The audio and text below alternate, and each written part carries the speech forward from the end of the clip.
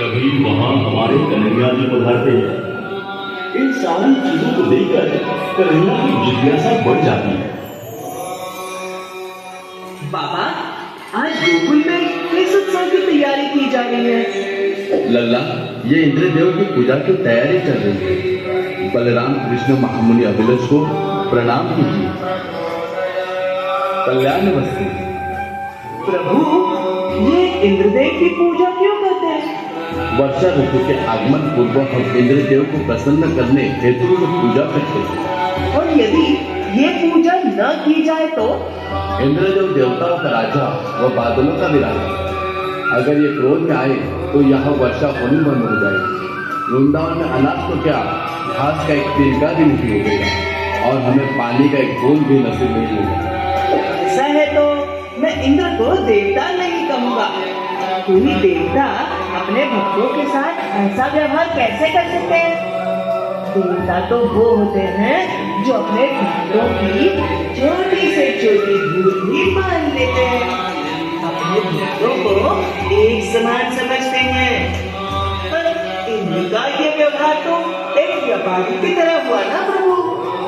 हे नंद कुमार, हम आपसे सहमत हैं, पर हर प्राणी को अपने अपने इष्ट देवता की पूजा करनी चाहिए। प्रभु, इष्ट देवता किसे कहते हैं?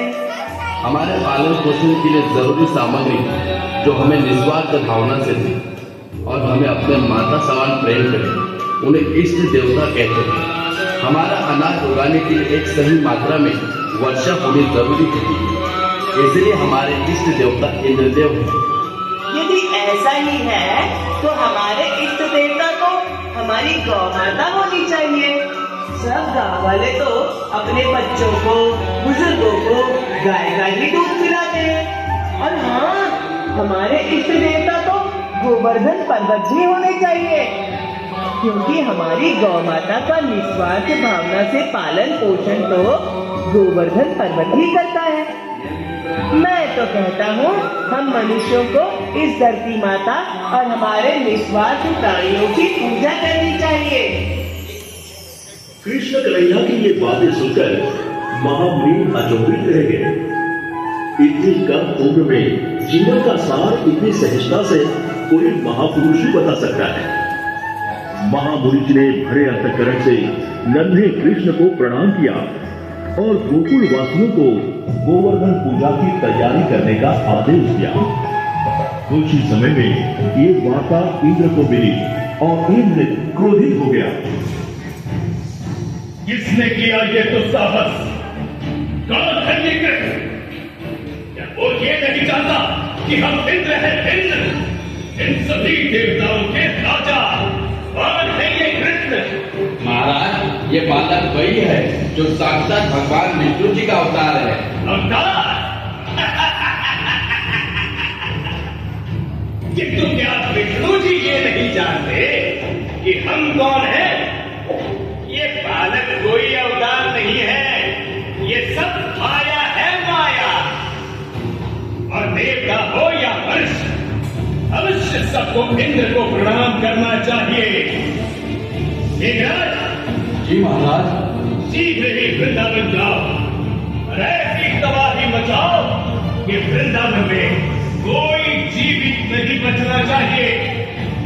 गोवर्धन पर्वत को तबाह कर दो। जाओ जाओ मेघराज, जाओ। अब ये कृष्ण देखेगा कि इंद्र कौन है।